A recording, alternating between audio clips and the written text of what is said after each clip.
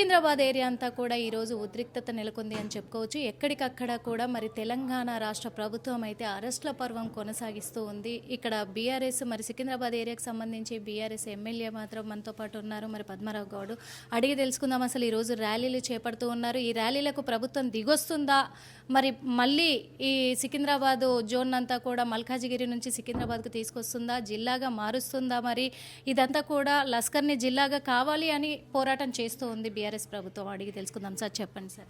మా గతంలో బహుశా మీకు అందరికీ తెలిసే ఉంటుంది, రెవెన్యూ మినిస్టర్ గారు అసెంబ్లీ సాక్షిగా చెప్పిండు ఇవన్నీ చదివితాము ఏం కాదని చెప్పేసి. మొన్న ఈ మధ్యనే ముఖ్యమంత్రి గారు కూడా చెప్పడం జరిగింది. బహుశా మీకు అది కూడా తెలిసే ఉంటుంది. ఇవన్నీ ఏం చేయలేము, కానీ ఆఫీసులో మాత్రం ఇది చేస్తున్నామని. మా బాధ అంతా ఏంది, ఈ పేద ప్రజానీకానికి వాళ్ళకి వీళ్ళకి సర్కిల్లో మళ్ళీ మున్సిపల్ ఆఫీస్లో వీళ్ళందరికీ అందుబాటులో ఉండి హ్యాబిట్ అయిన వాళ్ళు వీళ్ళంతా. ఇప్పుడు సపోజ్ ఇక్కడ నేను మొండ మార్కెట్లో ఉంటాయి. ఇక్కడ నా కాన్స్టిట్యున్సీ సికింద్రాబాద్, నా పుట్టుక ఇక్కడ మా సనాతన అసెంబ్లీ కాన్స్టిట్యున్సీ మోండా డివిజన్లో ఇక్కడ ఉంటాయి. నేను ఇక్కడ ఏదైనా పని పడితే మాకు ఈ డివిజన్లో ఒక 5 మినిట్స్, లేకుంటే ఎవరైనా అధికారులను పిలిపించినా రావాలంటే ఒక 5 నిమిషాలు. ఇప్పటి నుంచి మల్కాజిగిరి కాదు, అదేనో మిర్జాలు కూడా ఎక్కడనో ఉన్నది, అది జనాలకు తెలియదు. అది ఈదికెళ్ళి అడిగి పోవాలంటే కొద్దిగా ఇబ్బందికరమైన వాతావరణాలు. ఆ ఆఫీస్ కూడా తరలించే అవసరం లేదు. మనకు అకామిడేషన్స్ కూడా ఉన్నాయి, మన దగ్గర చాలా ఉన్నాయి. ఈ మన జోనల్ ఆఫీస్ చాలా పెద్దది కదా, లేదు. ఇంకా మేము కొన్ని వార్డ్ ఆఫీస్ చాలా పెద్దగా. ఇప్పుడు మా సికింద్రాబాద్లో నేను 4 అంతస్తుల భవనం నిర్మాణం చేసిన. అది ప్రభుత్వానికే కదా, పద్మారావుకో లేకుంటే మా రాజకీయ నాయకులకు ఆస్తి కాదు కదా.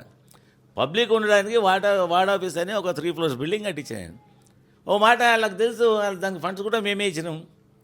ఓ 2.5 కోట్లు ఒకసారి ఇచ్చినాం, ఇంకో 50 లక్షలు ఒకసారి, ఓ 3 కోట్ల రూపాయలు దానికి ఫండ్ ఇచ్చినాం. బిల్డింగ్ రెడీ అయింది, పెయింటింగ్స్ అయిపోయినాయి. బహుశా మీ అందరికీ కూడా తెలుసు అనుకుంటా, ఆడ బిల్డింగ్ కట్టేసి సీతాఫలమండల. అటువంటి అడిగితే ప్రజల క్షేమం గురించి అవన్నీ వాళ్ళకే ఇచ్చేస్తాం కదా, ఎందుకు ఇవ్వము? ఇప్పుడు మొన్న ఎంఆర్ఓలో వచ్చారు, సార్ మాకు ఆఫీస్ ఇబ్బంది అవుతుంది, మీరు సికింద్రాబాద్కి సంబంధించి ఇట్లా ఉందంటే, రాండి అమ్మ నేను రూమ్ ఇచ్చేస్తాం మీకు అని చెప్పి నేను మాకు సెట్ అయింది. అకామిడేషన్ ఇంకా పెంచడం వాడ ఓ 2 ఫ్లోర్లు ఎక్సెస్ కన్స్ట్రక్షన్ చేసాం. సరే మాకు కూడా మంచిది కదా, మా ప్రజలకు కూడా మంచిది కదా, మీకు ఆఫీస్ని అలాట్మెంట్ ఇస్తే తీసుకొని నడిపించుకొని రమ్మని చెప్పాను. అంటే ఫెసిలిటీస్ ఉన్నప్పుడు దాన్ని సర్దుకునే ప్రయత్నం చేస్తానో చిత్తశుద్ధి కావాలి. అన్నిటికంటే ముఖ్యంగా చిత్తశుద్ధి కావాలి. ఇవన్నీ ఇప్పుడు అవసరం ఉన్నాయి కావు. కాబట్టి అకామిడేషన్ లేని పరిస్థితిలో షిఫ్టింగ్ చేయడం ధర్మం. అది ఆ ప్లేస్లో మేమున్నా కానీ మేము కూడా అదే చేస్తాం. ఉన్నది కదా మనకు అవకాశాలు ఉన్నాక పోవడం ఎందుకు అని చెప్పేసి దీని గురించి సంబంధించి ఏం చేసామంటే, ఇప్పుడు మా సనత్ 3 ముక్కలు అయింది. అది మీకు తెలుసు అనుకుంటా. 2 మున్సిపల్ డివిజన్లు సనత్ నగర్ పోయినాయి, 2 మున్సిపల్ డివిజన్లు బుషరాబాద్లో పోయినాయి, 2 మున్సిపల్ డివిజన్లు వచ్చేసి మన ఈ జోనల్ ఆఫీస్లో పోయినాయి. ఆ ప్రజలకు తెలిసి వచ్చే వరకల్నే బాగా మ్యాక్సిమం టైం పడుతూ ఉంటుంది. ఎక్కడ వాళ్ళు ఎక్కడ అని కూడా తెలియని పరిస్థితి ఉంటుంది. అటువంటి అన్నీ సరి చేసే ప్రయత్నాలు చేయాలి. వాళ్ళ కమిట్మెంట్ కూడా ఉంది.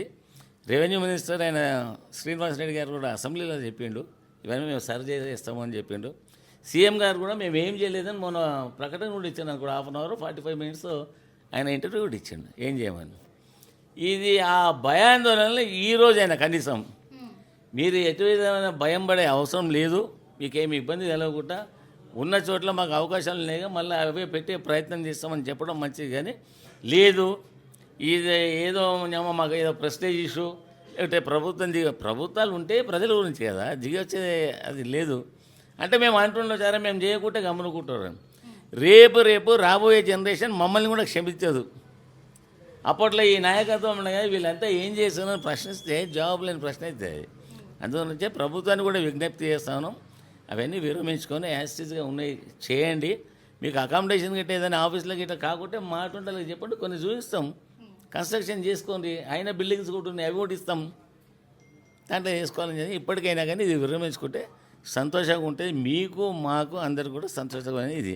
ఈరోజు మేము ప్రొటెస్ట్ చేస్తున్నామంటే మేమేదో పోయి అక్కడనో ఇక్కడనో శాంతియుతంగా అందరం కలిసి సికింద్రాబాద్ రైల్వే స్టేషన్ దగ్గర గుమ్మిగూడి అక్కడ నుండి clock tower to Gandhi statue దగ్గర పోదామని అనుకున్నాం. ఇదేం రాళ్ళు పెట్టి అద్దాలు పగలగొట్టేది కాదు, బంకాలు కాదు. ఏం బిజినెస్ వాళ్ళకి అందరూ కూడా విజ్ఞప్తి చేసాం. మేము అన్ని సొసైటీస్కు బిజినెస్ వాళ్ళని ఇన్వైట్ చేసాం, మీరంతా కూడా పార్టిసిపేట్ చేయండి. ఇది మన అందరి సమస్య కాబట్టి అంటే అందరూ వచ్చారు. మా పార్ట్ మార్కెట్ అసోసియేషన్ కూడా వచ్చింది. వాళ్ళు సామాన్యంగా మార్వాడీస్ పార్టిసిపేట్ చేయరు, ఈరోజు వాళ్ళు కూడా రావడం జరిగింది. వచ్చినాక అది క్యాన్సిల్ అయింది. అది ముందే నిన్న చెప్పేస్తే మేము ఆల్టర్నేట్ ఏదైనా చేస్తుంటాం కదా, అంటే మాకు ఆ అవకాశం ఇవ్వలేదు. నిన్నే మేము పర్మిషన్ ఇవ్వము అని చెప్తే మేము కోర్టు గీటుకి వెళ్తాం, కోర్టుకి తెచ్చుకుంటామని మమ్మల్ని డార్క్లో పెట్టినారు. 11 దాకా కూడా ఆఫీసర్లు సంతకాలు అవుతున్నాయి, సంతకాలు అయినాక ఇస్తామని చెప్పారు. 11 తర్వాత ఇప్పుడు మేము ఎక్కడ పోతామమ్మా? పోలేదు. ఒకసారి మోసపోయినాం కదా, సెకండ్ టైం మళ్ళీ చేస్తాం కదా ఏదైనా చేయాలనుకుంటే.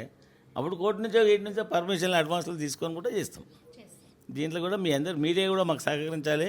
మీరు కూడా ఇక్కడి వాస్తవులే, మీకు కూడా కొన్ని ఇబ్బందులు రాబోయే రోజులు ఇలా కగులుతాయి. కాబట్టి అందరం కలిసి పోరాటాలు చేస్తేనే ఇదే కానీ ఈ ఉద్యమాలలో విజయం సాధించే దిశలో మనం వెళ్ళగలుగుతాం. అది అంటే హైదరాబాద్ నగరంలో సికింద్రాబాద్ అనేది మెయిన్ సిటీని మల్కాజ్గిరి కింద మరి ప్రభుత్వం మార్చడం వెనుక ఉన్న ఉద్దేశం ఏంటనుకుంటున్నారు? ఇక అది పాలకులకు తెలియాలి. అది రేపు దీన్ని ఏం చేయాలి అనుకుంటున్నారు అని. ఇదో 150-200 సంవత్సరాల చరిత్ర. ఇది జంట నగరాలు. ట్యాంక్ బండ్ వదలకంతా ఓల్డ్ సిటీ, ఇక్కడంతా న్యూ సిటీ అని దీనికి ఒక పెద్ద పేరు ప్రఖ్యాతులు గల సిటీలు ఇవి. దీని పేరే జంట నగరాలు. ఇప్పుడు మీకు చిన్న ఎగ్జాంపుల్ చెప్తా. మన తెలంగాణ డిస్ట్రిక్ట్ నుంచి అంతా ఈ అమ్మవారి జాతరలకు, ఈ మహంకాళి జాతర ఉత్సవాలకు వస్తూ ఉంటారు. ఒకప్పుడు లష్కర్ బోనాలు ఉంటుండేవి, ఆ తర్వాత సికింద్రాబాద్ బోనాలని వచ్చారు. ఇప్పుడు ఒకవేళ ఈ జిల్లా పేరు కూడా మారుస్తే ఏం చెప్పాలి? మల్కాజ్గిరి బోనాలని చెప్పాలనా? ఏం చెప్పాలమ్మా? మల్కాజ్గిరి బోనాలు ఏం చెప్పలేము. సికింద్రాబాద్ బోనాలు అంటాం, లేకుంటే లష్కర్ బోనాలు అంటారు. జిల్లాలలో ఇప్పటికి కూడా లష్కర్ బోనాలు ఉంటారు. ఇప్పుడు మనకు తెలిసిన వాళ్ళంతా మనమైతే అరే సికింద్రాబాద్ బోనాలు ఉంటాం.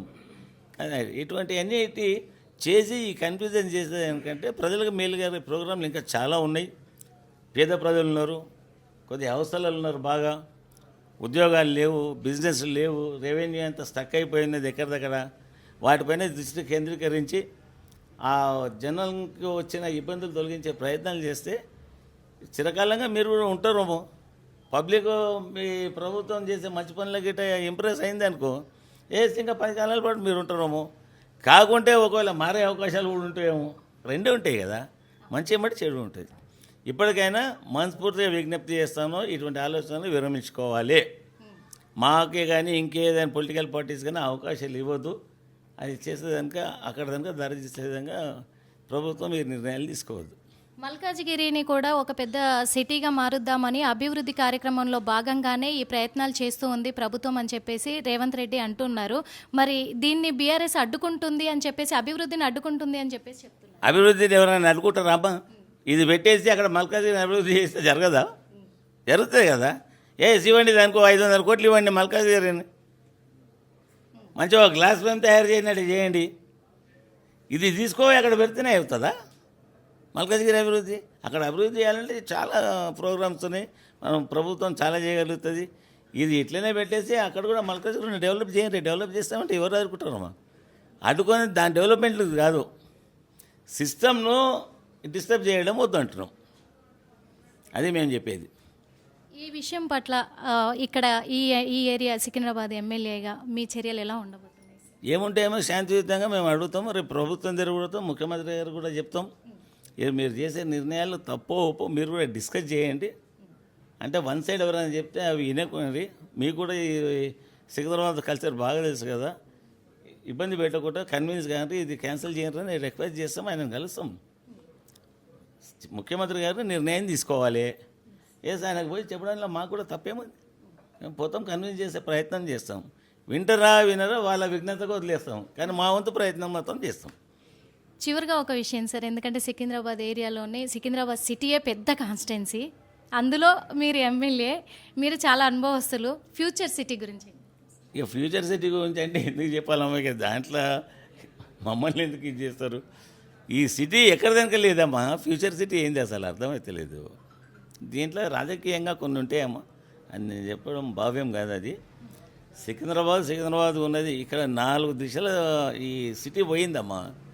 ఇక్కడ చౌటుపల్ విజయవాడ రూట్లో, అక్కడ సంగారెడ్డి, ఇక్కడ ఈ మన రాజేంద్ర అన్నీ మొత్తం దాటేసింది అంతా. ఎందుకు డెవలప్ అయితే లేదమ్మా? కావాల్సినంత డెవలప్ అవుతా ఉన్నది. ఇక దీనికి ఏదైనా వ్యాపారాలను దృష్టిలో పెట్టుకొని చేస్తారో, ఇంకేదైనా దృష్టిలో పెట్టుకొని చేస్తారో అది మాకు తెలియదు, మేము చెప్పు. థ్యాంక్ యూ సో మచ్ ప్రభుత్వం సార్. నిర్ణయం తీసుకోవాలి. Thank you. చూసాం కదా, ఎందుకంటే హైదరాబాద్ నగరానికే నడిబొడ్డులో ఉండే సికింద్రాబాద్ ఏరియా అనేది చాలా పెద్ద సిటీ కాబట్టి మరి ఈ సికింద్రాబాద్ పేరుని మల్కాజ్గిరికి మార్చడం అనేది అది ప్రజలు ఆమోదించరు, అలాగే ప్రతిపక్షాలు కూడా ఆమోదించవు కాబట్టి ఉన్నదాన్ని డెవలప్ చేసుకోవాలి. కానీ మల్కాజ్గిరిని ఇప్పుడు అక్కడ ఈ మల్కాజ్గిరి కిందకి సికింద్రాబాద్ని మార్చడం అనేది మేము ఆమోదించట్లేదు. కాబట్టి మేము ఎక్కడి వరకైనా మా ఉద్యమాన్ని కొనసాగిస్తాము. సీఎం రేవంత్ రెడ్డి గారు ఆయన నిర్ణయాన్ని మార్చుకునేంత వరకు మేము మా ప్రయత్నం మేము మానుకునేది లేదు అని చెప్పేసి కూడా మరి ఎమ్మెల్యే పద్మారావు గౌడ్ చెప్తూ ఉన్నారు కదా. మరి ఇది ఇక్కడ ఎప్పటి వరకు కొనసాగుతూ ఉంది ఏంటి, మరి ప్రభుత్వం ఎలాంటి చర్యలు చేపట్టబోతుంది, దీనిపైన ప్రభుత్వం స్పందించబోతుందా, స్పందిస్తే ఎలాంటి నిర్ణయం తీసుకోబోతుంది అనేది కూడా వేచి చూడాల్సిన అవసరం అయితే ఉంది. కెమెరామెన్ విజయ్తో Nirmala, RTV. Local to global news at your finger tips. మీ చేతిలో ఒక ఆయుధం. Download raw TV app. Media legend Ravi Prakash is back.